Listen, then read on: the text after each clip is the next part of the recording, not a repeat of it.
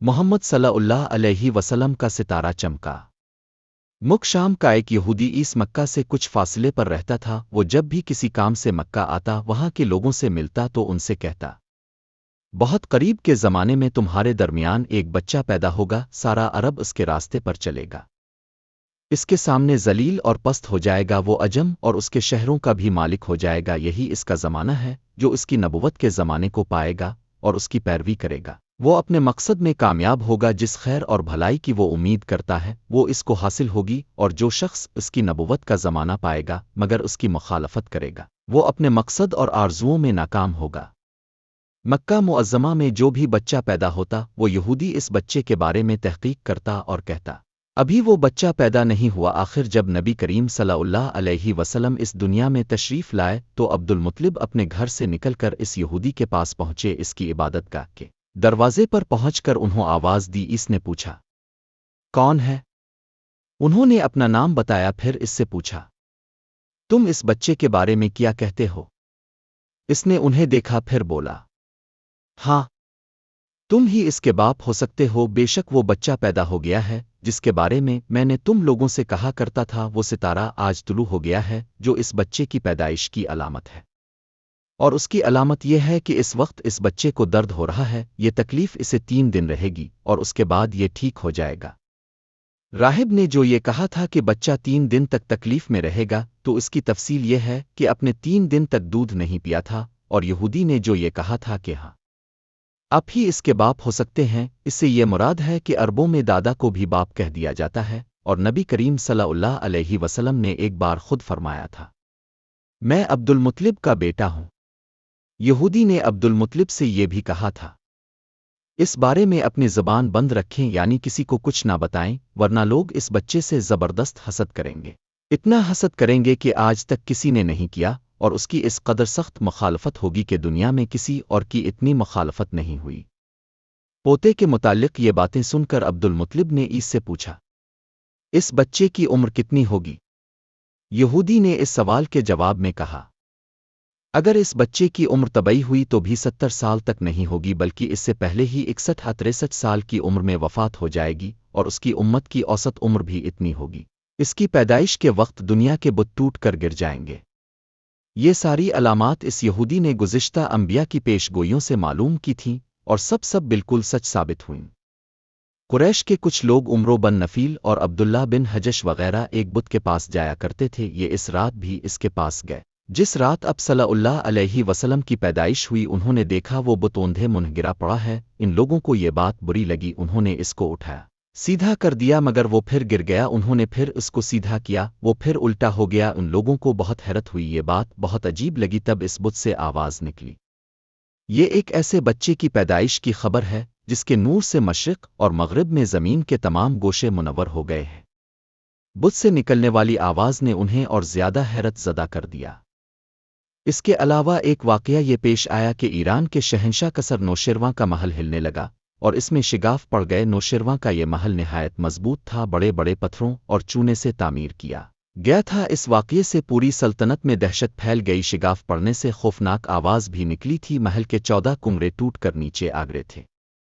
اب کی پیدائش پر ایک واقعہ یہ پیش آیا کہ فارس کے تمام آتش کدوہے کی وہ آگ بجھ گئی جس کی وہ لوگ پوجا کرتے تھے اور اس کو بجھنے نہیں دیتے تھے، لیکن اس رات میں ایک ہی وقت میں تمام کے تمام آتش کدوہے کی آگ انافانا بجھ گئی۔ آگ کے پوجنے والوں میں رونا پیٹنا مچ گیا۔ قصر کو یہ تمام اطلاعات ملیں تو اس نے ایک کاہن کو بلایا، اس نے اپنے محل میں شگاف پڑنے اور آتش کدوہے کی آگ بجھنے کے واقعات اسے سنا کر پوچھا، آخر ایسا کیوں ہو رہا ہے؟ وہ کاہن خود تو جواب نہ دے سکا، تاہم اس نے کہا، ان سوالات کے جوابات میرا ماموں دے سکتا ہے، اس کا نام ستی ہے۔ نوشیروان نے کہا، ٹھیک ہے، تم جا کر ان سوالات کے جوابات لا۔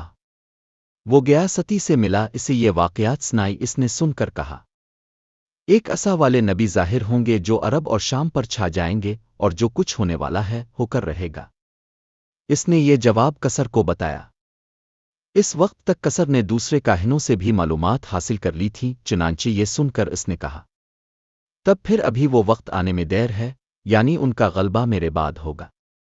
پیدائش کے 7ویں دن عبد المطلب نے آپ کا عقیقہ کیا اور نام محمد رکھا۔ अरबों में इससे पहले ये नाम किसी का नहीं रखा गया था। कुरैश को ये नाम अजीब सा लगा, चुनांचे कुछ लोगों ने अब्दुल मुत्तलिब से कहा, ए अब्दुल मुत्तलिब, क्या वजह है कि तुमने इस बच्चे का नाम इसकाफ बाप दादा के नाम पर नहीं रखा बल्कि मोहम्मद रखा है, और ये नाम ना तुम्हारे बाप दादा में से किसी का है ना तुम्हारी कौम में से किसी का है। अब्दुल मुत्तलिब ने उन्हें जवाब दिया, मेरी तमन्ना है कि आसमानों में अल्लाह ताला इस बच्चे की तारीफ फरमाएं और ज़मीन पर लोग इसकी तारीफ करें। मोहम्मद के मानी हैं जिसकी बहुत ज़्यादा तारीफ की जाए। इसी तरह वालिदा की तरफ से आपका नाम अहमद रखा गया। अहमद नाम भी इससे पहले किसी का नहीं रखा गया था। मतलब ये कि इन दोनों नामों की अल्लाह ताला ने हिफाजत की और कोई भी ये नाम ना रख सका। अहमद का मतलब है सबसे ज़्यादा तारीफ करने वाला। अल्लामा सहली ने लिखा है, अब अहमद पहले हैं और मोहम्मद बाद में, यानी अब की तारीफ दूसरों ने बाद में की। इससे पहले अब की शान ये है कि अब अल्लाह ताला की सबसे ज़्यादा हम्द ओ सना करने वाले हैं। पुरानी किताबों में आपका नाम अहमद जिक्र किया गया है। अपनी वालिदा के बाद अपने सबसे पहले सोबिया का दुए पिया सोबिया नबी करीम सल्लल्लाहु अलैहि वसल्लम के चचा अबू लहब की बांदी थीं। उनको अबू लहब ने आपकी पैदाइश की खुशी में आज़ाद कर दिया था। सोबिया ने आपको चंद दिन तक दूध पिलाया। उन्हें दिनों सोबिया के यहाँ अपना बेटा पैदा हुआ था। आपकी वालिदा ने आपको सिर्फ 9 दिन तक दूध पिलाया। इनके बाद सोबिया ने पिलाया। फिर दूध पिलाने की बारी हज़रत हलीमा सदिया रज़ी अल्लाह अन्हा की आई। हज़रत हलीमा सदिया रज़ी अल्लाह अन्हा अपनी बस्ती से रवाना हुईं। उनके साथ उनका दूध पीता बच्चा और शौहर भी थे।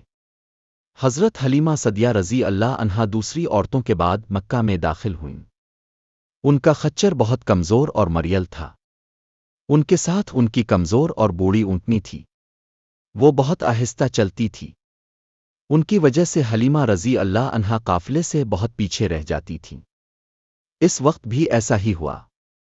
वो सबसे आखिर में मक्का में दाखिल हुईं। मोहम्मद सल्लल्लाहु अलैहि वसल्लम का सितारा चमका।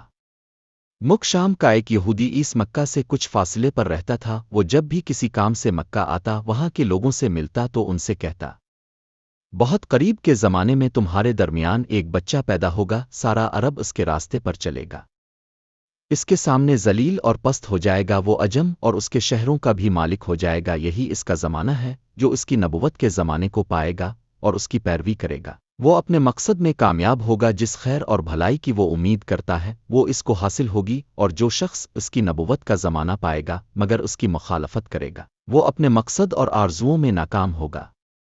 मक्का मुअज़्ज़मा में जो भी बच्चा पैदा होता, वो यहूदी इस बच्चे के बारे में तहकीक करता और कहता, अभी वो बच्चा पैदा नहीं हुआ। आखिर जब नबी करीम सल्लल्लाहु अलैहि वसल्लम इस दुनिया में तशरीफ़ लाए तो अब्दुल मुत्तलिब अपने घर से निकलकर इस यहूदी के पास पहुँचे। इसकी इबादत गाह के दरवाजे पर पहुंचकर उन्होंने आवाज़ दी। इसने पूछा, कौन है? उन्होंने अपना नाम बताया। फिर इससे पूछा, तुम इस बच्चे के बारे में क्या कहते हो? इसने उन्हें देखा, फिर बोला, हाँ, तुम ही इसके बाप हो सकते हो। बेशक वो बच्चा पैदा हो गया है जिसके बारे में मैंने तुम लोगों से कहा करता था। वो सितारा आज तुलू हो गया है जो इस बच्चे की पैदाइश की अलामत है, और उसकी अलामत यह है कि इस वक्त इस बच्चे को दर्द हो रहा है। ये तकलीफ इसे 3 दिन रहेगी और उसके बाद ये ठीक हो जाएगा। राहिब ने जो ये कहा था कि बच्चा 3 दिन तक तकलीफ में रहेगा, तो इसकी तफसील ये है कि अपने 3 दिन तक दूध नहीं पिया था। और यहूदी ने जो ये कहा था कि हाँ, आप ही इसके बाप हो सकते हैं, इससे ये मुराद है कि अरबों में दादा को भी बाप कह दिया जाता है। और नबी करीम सल्लल्लाहु अलैहि वसल्लम ने एक बार खुद फरमाया था, मैं अब्दुल मुत्तलिब का बेटा हूँ। यहूदी ने अब्दुल मुत्तलिब से ये भी कहा था, इस बारे में अपनी ज़बान बंद रखें, यानी किसी को कुछ ना बताएं, वरना लोग इस बच्चे से ज़बरदस्त हसद करेंगे। इतना हसद करेंगे कि आज तक किसी ने नहीं किया, और उसकी इस कदर सख्त मुखालफत होगी कि दुनिया में किसी और की इतनी मुखालफत नहीं हुई। पोते के मुतालिक ये बातें सुनकर अब्दुल मुत्तलिब ने ईस से पूछा, इस बच्चे की उम्र कितनी होगी? यहूदी ने इस सवाल के जवाब में कहा, अगर इस बच्चे की उम्र तबई हुई तो भी 70 साल तक नहीं होगी, बल्कि इससे पहले ही 61-63 साल की उम्र में वफ़ात हो जाएगी, और उसकी उम्मत की औसत उम्र भी इतनी होगी। इसकी पैदाइश के वक्त दुनिया के बुत टूट कर गिर जाएंगे। ये सारी अलामात इस यहूदी ने गुज़िश्ता अंबिया की पेशगोइयों से मालूम की थीं, और सब बिल्कुल सच साबित हुईं। قریش کے کچھ لوگ عمرو بن نفیل اور عبداللہ بن حجش وغیرہ ایک بت کے پاس جایا کرتے تھے، یہ اس رات بھی اس کے پاس گئے۔ جس رات اب صلی اللہ علیہ وسلم کی پیدائش ہوئی انہوں نے دیکھا وہ بت اوندھے منہ گرا پڑا ہے۔ ان لوگوں کو یہ بات بری لگی، انہوں نے اس کو اٹھایا، سیدھا کر دیا، مگر وہ پھر گر گیا۔ انہوں نے پھر اس کو سیدھا کیا، وہ پھر الٹا ہو گیا۔ ان لوگوں کو بہت حیرت ہوئی، یہ بات بہت عجیب لگی۔ تب اس بت سے آواز نکلی، یہ ایک ایسے بچے کی پیدائش کی خبر ہے جس کے نور سے مشرق اور مغرب میں زمین کے تمام گوشے منور ہو گئے ہیں۔ بت سے نکلنے والی آواز نے انہیں اور زیادہ حیرت زدہ کر دیا۔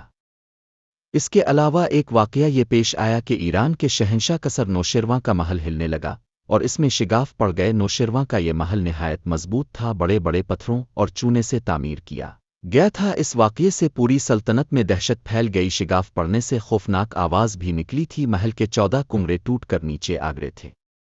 آپ کی پیدائش پر ایک واقعہ یہ پیش آیا کہ فارس کے تمام آتش کدو ہے کہ وہ آگ بجھ گئی جس کی وہ لوگ پوجا کرتے تھے اور اس کو بجھنے نہیں دیتے تھے، لیکن اس رات میں ایک ہی وقت میں تمام کے تمام آتش کدو ہے کی آگ انا افانا بجھ گئی۔ آگ کے پوجنے والوں میں رونا پیٹنا مچ گیا۔